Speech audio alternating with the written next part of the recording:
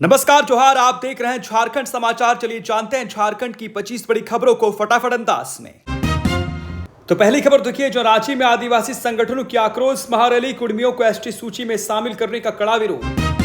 रांची में झारखंड के विभिन्न जिलों से हजारों आदिवासी संगठनों के लोग आदिवासी अस्तित्व बचाओ के बैनर तले आक्रोश महारैली में जुटे।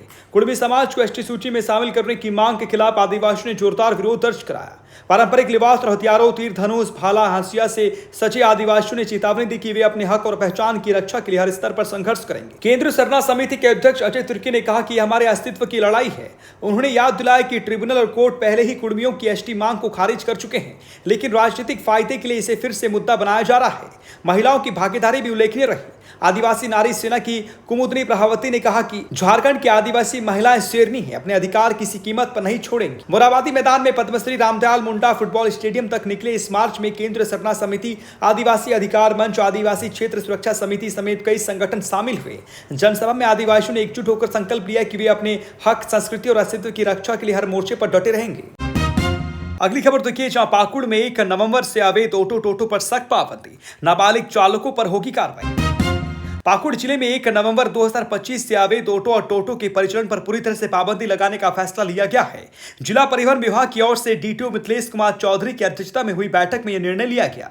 डीटीओ ने स्पष्ट कहा कि बिना पंजीकरण वाले या अवैध 3 पहिया वाहन सड़कों पर नहीं चलेंगी। उन्होंने बताया कि पश्चिम बंगाल समेत अन्य राज्यों से आने वाले बाहरी ऑटो टोटो को चांदपुर अंतर्राज्यीय चेकपोस्ट पर बनी निर्धारित वाहन पड़ाव स्थल पर ही सवारियां उतारनी होगी। नाबालिग चालकों के खिलाफ सख्त कार्रवाई होगी और उनके अभिभावकों से एफिडेविट लिया जाएगा। साथ ही सभी चालकों के लिए ड्रेस कोड भी तय किया गया है। ऑटो चालकों के लिए खाकी वर्दी और टोटो चालकों के लिए नीली वर्दी अनिवार्य होगी। वैध ड्राइविंग लाइसेंस और आई कार्ड भी जरूरी रहेंगे। डीटीओ ने कहा कि नगर परिषद और अंचल अधिकारी 1 नवंबर तक वाहन पड़ाव स्थल पर सफाई, पानी, शौचालय और बिजली की व्यवस्था सुनिश्चित करे। नियम तोड़ने वालों पर मोटर वाहन अधिनियम के तहत कार्रवाई होगी। अगली खबर देखिए, जहां मुड़मा चतरा में अफरा तफरी, मौत का कुआं के कलाकारों से मारपीट, बड़ा हादसा टला। झारखंड के ऐतिहासिक मुड़मा जतरा मेला में रविवार को अफरा तफरी का माहौल बन गया। बताया जा रहा है कि 50,000 से अधिक लोग अभी भी मेले में मौजूद हैं, जबकि प्रशासन और जतरा संचालन समिति के स्वयंसेवक भीड़ नियंत्रण में पूरी तरह नाकाम दिख रहे हैं। मेले में करीब 5,000 से अधिक दुकानें लगी हैं, लेकिन भीड़ इतनी ज्यादा है कि किसी भी समय बड़ा हादसा हो सकता है। लोग सुरक्षा व्यवस्था के अभाव में खुद को असुरक्षित महसूस कर रहे हैं और पूरा मेला ऊपर वालों के भरोसे चल रहा है। इस बीच मेले में लगे लोकप्रिय आकर्षण मौत का कुआं में खेल दिखाने वाले कलाकारों से मारपीट की घटना हो गई। मामूली विवाद ने हिंसक रूप ले लिया, जिससे मौके पर हड़कंप मच गया। विवाद बढ़ने के बाद मामला थाने तक पहुंच गया है और पुलिस जांच में जुट गई है। स्थानीय लोगों ने प्रशासन से तत्काल हस्तक्षेप की मांग की है ताकि मेले में शांति और सुरक्षा व्यवस्था बहाल की जा सके। फिलहाल मौके पर अफरा तफरी का माहौल बना हुआ है और लोग डर के साए में जतरा का आनंद ले रहे हैं। अगली खबर देखिए, गिरिडीह से है, जहां 1 साल पहले लापता युवक फरीदाबाद से मिला, अपहरण नहीं बल्कि खुद छोड़ा था घर। गिरिडीह पुलिस ने 1 साल पुराने कथित अपहरण मामले का खुलासा करते हुए बताया कि यह अपहरण नहीं बल्कि पारिवारिक तनाव का मामला था। मुफस्सिल थाना क्षेत्र के बरवाडी पुलिस लाइन रोड निवासी अंकुर सिंघानिया, जो पिछले साल नवंबर से लापता था, को पुलिस ने हरियाणा के फरीदाबाद से सकुशल बरामद कर लिया। अंकुर के भाई अंकित सिंघानिया ने 29 नवंबर 2024 को थाना में अपहरण की शिकायत दर्ज कराई थी। शिकायत के बाद सदर एसडीपीओ जीतवाहन उरांव के नेतृत्व में एक विशेष टीम बनाई गई। टीम ने तकनीकी जांच और गुप्त सूचना के आधार पर लगातार प्रयास करते हुए आखिरकार 10 अक्टूबर को युवक को ढूंढ निकाला। पूछताछ में अंकुर ने बताया कि वो किसी के दबाव में नहीं था, बल्कि पारिवारिक विवाद और मानसिक तनाव के कारण उसने खुद घर छोड़ दिया था। वो रोजगार की तलाश में हरियाणा चला गया था और वहीं रह रहा था। डीएसपी जीतवाहन उरांव ने प्रेस वार्ता में कहा कि यह मामला अपहरण नहीं बल्कि घरेलू तनाव से जुड़ा है। अगली खबर देखिए, जहां विधानसभा नियुक्ति घोटाला, सीबीआई ने सुप्रीम कोर्ट से जांच दोबारा शुरू करने की मांग की। झारखंड विधानसभा नियुक्ति घोटाले की जांच फिर से शुरू करने के लिए सीबीआई ने सुप्रीम कोर्ट में याचिका दायर की है।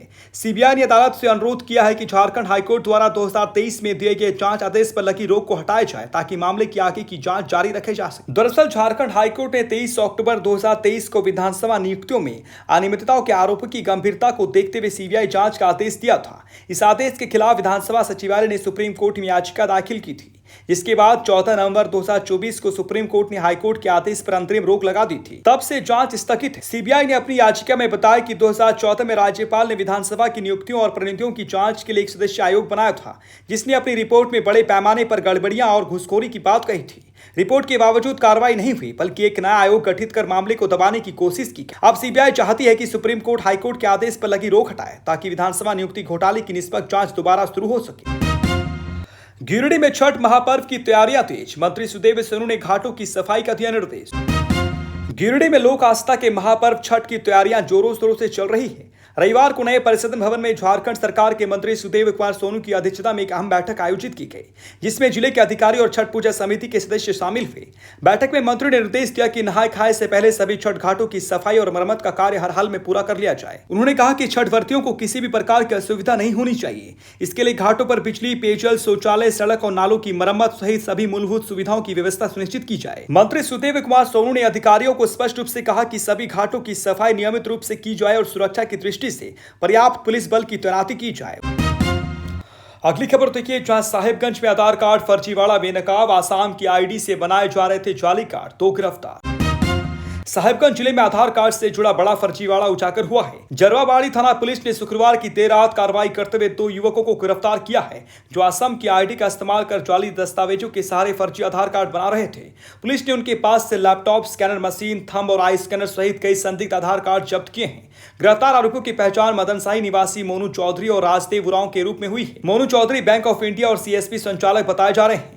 जांच के दौरान पता चला कि वे आसाम की लॉगिन आईडी का उपयोग कर साहिबगंज में अवैध रूप से आधार कार्ड बना रहे थे। डीएसपी मुख्यालय विजय कुमार कुशवाहा ने बताया कि यूआईडीआई पदाधिकारी संदीप कुमार की शिकायत पर जिरवाबाड़ी थाना में मामला दर्ज किया गया है। प्रारंभिक जांच में कई आधार कार्ड संदेहास्पद पाए गए हैं और यह भी संभावना जताई जा रही है कि बांग्लादेशी नागरिकों के लिए फर्जी आधार कार्ड तैयार किए जा रहे थे। अगली खबर देखिए, जहां घाटशिला उपचुनाव को लेकर सीईओ सख्त अधिकारियों को दिया यह निर्देश, बुजुर्गों के लिए होगी खास इंतजाम। घाटशिला विधानसभा उपचुनाव 2025 को लेकर मुख्य निर्वाचन पदाधिकारी के रवि कुमार ने समीक्षा बैठक की। उन्होंने कहा कि हर मतदान केंद्र को मॉडल बूथ बनाया जाएगा और मतदाताओं को सभी आवश्यक सुविधाएं दी जाएंगी। ईवीएम पर रंगीन फोटो और बड़े अक्षरों में नाम दिखेंगे। दिव्यांग और वरिष्ठ मतदाताओं के लिए विशेष व्यवस्था की जा रही है। झारखंड के सीईओ रवि कुमार ने कहा कि निर्वाचन कार्य में जीरो एरर के साथ काम किया जाए। भारत निर्वाचन आयोग द्वारा प्रत्येक कार्य के लिए निर्धारित मॉड्यूल और एसओपी का पालन करें। उन्होंने सभी अधिकारियों को चेतावनी दी कि निर्वाचन कार्य में किसी भी स्तर पर लापरवाही बर्दाश्त नहीं की जाएगी। मुख्य निर्वाचन पदाधिकारी ने कहा कि इस उपचुनाव में 85 वर्ष से अधिक आयु के मतदाता और दिव्यांग मतदाता यदि चाहे तो सक्षम ऐप या बीएलओ के माध्यम से घर से मतदान कर सकते हैं। वहीं उन्होंने अधिकारियों को निर्देश दिया कि जो मतदान केंद्र पर आना चाहते हैं उनके लिए वाहन, वॉलंटियर, व्हीलचेयर और रैंप की व्यवस्था की जाए। उन्होंने बताया कि इस बार ईवीएम में महत्वपूर्ण बदलाव किए गए। अब उम्मीदवारों की रंगीन तस्वीर, उनका नाम और क्रम संख्या बड़े अक्षरों में लिखे हुए होंगे, जिससे मतदाता को पहचानने में आसानी होगी। उन्होंने निर्देश दिया कि सभी अधिकारी इस कार्य को आयोग के गाइडलाइन के अनुरूप पूरा करें। अगली खबर देखिए, जहां सारंडा में नक्सलियों का फिर तांडव, आईईडी ब्लास्ट के बाद एयरटेल टावर और जेनसेट जलाया। पश्चिमी सिंहभूम के सारंडा जंगल में नक्सलियों का आतंक एक बार फिर सर चढ़कर बोल रहा है। प्रत्युत सप्ताह के दौरान शुक्रवार रात 8 बजे चिराईकला थाना क्षेत्र के कोलबंगा गांव में स्थित एयरटेल मोबाइल टावर को नक्सलियों ने निशाना बनाया। ग्रामीणों के अनुसार लगभग 15 हथियारबंद वर्दीधारी नक्सली गांव पहुंचे और टावर के नीचे लगे जेनसेट व मशीनों में आग लगा दी। देखते ही देखते पूरा उपकरण जलकर खाक हो गया। इस हमले के बाद इलाके में दहशत का माहौल है। स्थानीय लोगों ने बताया कि नक्सलियों ने टावर चलाने के बाद ग्रामीणों को जंगल जाने से भी मना किया है। माना जा रहा है कि इस हमले के पीछे का उद्देश्य संचार तंत्र को ध्वस्त करना और सुरक्षा बलों की गतिविधियों की जानकारी क्षेत्र से बाहर नहीं जाने देना है। पिछले कुछ दिनों में सारंडा क्षेत्र में नक्सली गतिविधियां तेज हो गई है। हाल ही में 3 जगहों पर आईईडी विस्फोट किए गए हैं, जिसमें एक जवान शहीद हो गया है और 2 अन्य गंभीर रूप से घायल हैं, जिनका इलाज दिल्ली में हो रहा है। नक्सली विस्फोट के कारण अब तक 3 हाथियों को भी मौत हो चुकी है। लगातार हो रही नक्सली घटनाओं के कारण सारंडा जंगल और आसपास के इलाकों में खौफ का माहौल है। वहीं सुरक्षा बलों ने नक्सल विरोध अभियान तेज कर दिया है। सूत्रों के अनुसार जंगल में सर्च ऑपरेशन जारी है और नक्सलियों की हर गतिविधि पर कड़ी नजर रखी जा रही है।